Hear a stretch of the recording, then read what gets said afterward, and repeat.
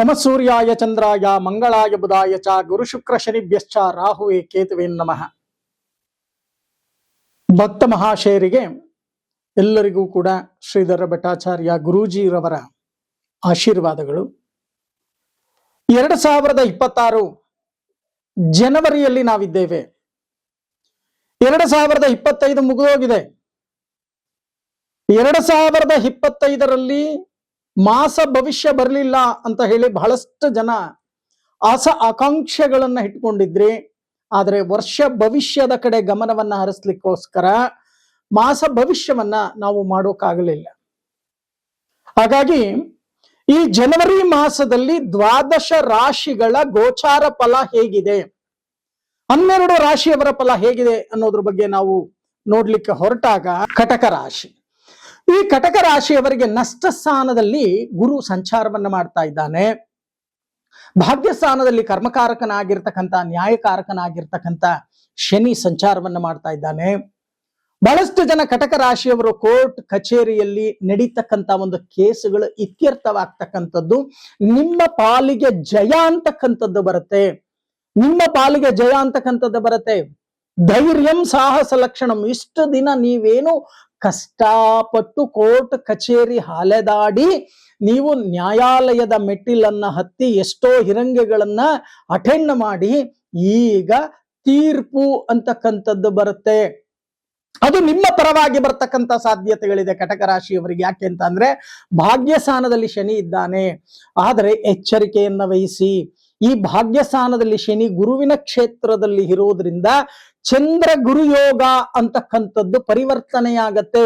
ಆ ಚಂದ್ರ ಗುರು ಯೋಗ ಅಂತಕ್ಕಂಥದ್ದು ಏನು ಪರಿವರ್ತನೆಯಾಗುತ್ತೋ ಅದರಲ್ಲಿ ಚಂದ್ರ ಗುರು ಯೋಗದಲ್ಲಿ ತಾಯಿಯ ಕಡೆಯಿಂದ ಬಹಳಷ್ಟು ಆಸ್ತಿ ಪಾಸ್ತಿಗಳು ಲಭ್ಯವಾಗ್ತಕ್ಕಂಥ ಸಾಧ್ಯತೆಗಳಿದೆ. ನಿಮ್ಮ ತಾಯಿಯ ತವರು ಮನೆ ಕಡೆಯಿಂದ ಬರ್ತಕ್ಕಂಥ ಆಸ್ತಿ ಪಾಸ್ತಿಗಳಿರಬಹುದು, ಅಥವಾ ಅವರಿಗೆ ಅರಿಶಿಣ ಕುಂಕುಮಕ್ಕೆ ಬರ್ತಕ್ಕಂಥ ಆಸ್ತಿ ಪಾಸ್ತಿಗಳಿರಬಹುದು, ಅಥವಾ ಅವರೆಲ್ಲೋ ಗೊತ್ತಿಲ್ಲದೆ ಬಾಲ್ಯದಲ್ಲಿ ಡೆಪಾಸಿಟ್ ಮಾಡಿರ್ತಕ್ಕಂಥದ್ದು ಇರಬಹುದು. ಇಂಥ ಒಂದು ಧನ ಲಾಭಗಳು ಬರ್ತಕ್ಕಂಥ ಸಾಧ್ಯತೆಗಳಿದೆ. ಉಪಯೋಗವನ್ನ ಮಾಡಿಕೊಳ್ಳಿ.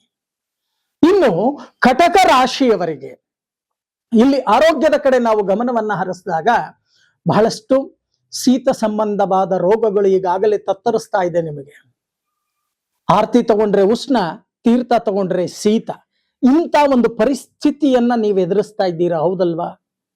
ಇಂಥ ಒಂದು ಪರಿಸ್ಥಿತಿಯಿಂದ ನೀವು ಹೊರಗಡೆ ಬರಬೇಕು. ಸ್ವಲ್ಪ ಶಾಖವಾಗಿರ್ತಕ್ಕಂಥ ಕೆಲಸವನ್ನ ಮಾಡಿ. ಸಿಕ್ಕ ಕಡೆ ತಂಪಾದ ಪಾನೀಯಗಳನ್ನ ಸೇವಿಸ್ತಕ್ಕಂಥದ್ದು, ಅಥವಾ ಐಸ್ ಕ್ರೀಮ್ ತಿಂತಕ್ಕಂಥದ್ದು, ಅಥವಾ ಐಸ್ ತಿಂತಕ್ಕಂಥದ್ದು, ಅಥವಾ ಫ್ರಿಡ್ಜ್ ಒಳಗಡೆ ಇರ್ತಕ್ಕಂಥ ಪದಾರ್ಥವನ್ನ ಹಾಗೆ ತಗೊಂಡು ಕುಡಿದು ಬಿಡ್ತಕ್ಕಂಥದ್ದು, ಅಥವಾ ತಿಂದು ಬಿಡ್ತಕ್ಕಂಥದ್ದು, ಇದನ್ನ ಆದಷ್ಟು ಕಂಟ್ರೋಲ್ ಮಾಡಿ. ಇಲ್ಲ ಅಂದ್ರೆ ನಿಮ್ಮ ಶರೀರದಲ್ಲಿ ವಾತ, ಪಿತ್ತ ಇವೆಲ್ಲವೂ ಕೂಡ ಅಧಿಕವಾಗ್ತಕ್ಕಂಥದ್ದು ಕಂಡು ಬರುತ್ತೆ. ಪಿತ್ತ ವಾತ ಅಧಿಕವಾದಾಗ ಇಲ್ಲದೆ ಇರ್ತಕ್ಕಂಥ ಸಮಸ್ಯೆಗಳು ಬಾಡಿಯನ್ನ ಸಂಪೂರ್ಣವಾಗಿ ಹತೋಟಿಗೆ ತಗೊಂಡ್ಬಿಡುತ್ತದು.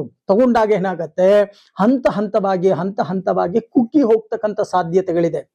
ಇನ್ನು ನಷ್ಟ ಸ್ಥಾನದಲ್ಲಿ ಗುರು ಇದ್ದಾನೆ. ಗುರುವನ್ನ ಬ್ಯಾಕ್ ಗ್ರೌಂಡ್ ಸಪೋರ್ಟ್ ಅಂತ ಕರಿತೀವಿ ನಾವು.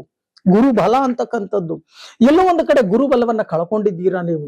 ಆ ಗುರುಬಲವನ್ನ ಕಳ್ಕೊಂಡಿರೋದ ಕಾರಣ ಏನಾಗತ್ತೆ ಅಂದ್ರೆ ನಿಮ್ಮ ದಾಯಾದಿಗಳೇ, ನಿಮ್ಮ ಇಷ್ಟ ಬಂಧು ಮಿತ್ರರೇ ನಿಮಗೆ ಅಥರ್ವಣ ವೇದದ ವಿದ್ಯೆ ಪ್ರಯೋಗವನ್ನ ಮಾಡ್ತಕ್ಕಂಥ ಸಾಧ್ಯತೆಗಳಿದೆ. ಅಂದ್ರೆ ಶತ್ರು ಬಾಧೆ, ಶತ್ರುಗಳಾಗಿ ಪರಿವರ್ತನೆ ಆಗ್ಬಿಡ್ತಾರ ಅವರು. ಆ ಶತ್ರುಗಳಾಗಿ ಪರಿವರ್ತನೆಗೆ ಏನ್ ಮಾಡ್ತಾರೆ, ಎಲ್ಲೋ ಒಂದು ಕಡೆ ಹೋಗೋದು, ಯಾವ್ದೋ ಅಮ್ಮನ ದೇವಸ್ಥಾನದಲ್ಲಿ ಕೋಳಿ ಕುಯ್ಯೋದು, ಅಥವಾ ಎಲ್ಲೋ ಒಂದು ಕಡೆ ತಡೆ ಓಡಿಸೋದು, ಎಲ್ಲೋ ಒಂದು ಕಡೆ ಅಯ್ಯೋ ಅವ್ನು ಚೆನ್ನಾಗಿ ಬೆಳೀತಾ ಇದ್ದಾನೆ, ಅವ್ನೇನಾದ್ರೂ ಮಾಡಿ ನಾವು ಎಳ್ಕೊಂಡ್ಬಿಡ್ಬೇಕು, ನಮ್ಗಿಂತ ಅವನ ಮೇಲೆ ಹೋಗಬಾರ್ದು, ಇಂಥ ಜಲಸ್ಸು ಅಂತಕ್ಕಂಥದ್ದು ಸೃಷ್ಟಿ ಆಗ್ತಕ್ಕಂಥ ಸಾಧ್ಯತೆಗಳು ಕೂಡ ಹೆಚ್ಚಾಗಿ ಕಂಡು ಬರ್ತಾ ಇದೆ. ಇದಕ್ಕೋಸ್ಕರನೇ ಎಚ್ಚರಿಕೆಯನ್ನ ವಹಿಸಿ. ಹೆಚ್ಚಾಗಿ ನಿಮ್ಮ ಕುಲದೇವರಿಗೆ ತುಪ್ಪದ ದೀಪವನ್ನ ಹಚ್ಚಿ ನಮಸ್ಕಾರವನ್ನ ಮಾಡ್ತಕ್ಕಂಥ ಕೆಲಸವನ್ನ ಮಾಡಿ. ಹೇಗಿದ್ರು ಈ ಧನುರ್ಮಾಸ ಅಂತಕ್ಕಂಥದ್ದು ನಡೀತಾ ಇದೆ. ಒಂದು 5 ದಿನ 4 ಗಂಟೆ ಬೆಳಗಿನ ಜಾವ 4 ಗಂಟೆಯ ಒಳಗಡೆ ಯಾವುದಾದ್ರೂ ಒಂದು ಅಶ್ವತ್ಥ ವೃಕ್ಷಕ್ಕೆ ಹೋಗಿ, ಬೇವಿನ ಮರ, ಹರಳಿ ಮರ ಇರತಕ್ಕಂಥದ್ದು, ಹರಳಿಕಟ್ಟೆ ಏನಿರುತ್ತೋ ಆ ಹರಳಿಕಟ್ಟೆಯ ಜಾಗಕ್ಕೆ ಹೋಗಿ ಯಾರ ಜೊತೆಯಲ್ಲೂ ವಾಕ್ ಶಬ್ದವನ್ನ ಹೊರಗಡೆ ಬಿಡದ ರೀತಿಯಲ್ಲಿ ಶುಚಿರ್ಭೂತರಾಗಿ 18 ಪ್ರದಕ್ಷಿಣೆಗಳನ್ನ ಮಾಡಿ ಬನ್ನಿ. ಈ ಮಾಸದಲ್ಲಿ ಮೂಲತೋ ಬ್ರಹ್ಮರೂಪಾಯ, ಮಧ್ಯತೋ ವಿಷ್ಣು ರೂಪಿಣಿ, ಅಗ್ರತೋ ಶಿವರೂಪಾಯ, ವೃಕ್ಷ ರಾಜಾಯ ತೇ ನಮೋ ನಮಃ. ಈ ಮಂತ್ರವನ್ನ ಹೇಳ್ತಾ 18 ಪ್ರದಕ್ಷಿಣೆಗಳನ್ನ ಮಾಡಿ ಒಂದು 5 ದಿನ ಮಾಡಿ.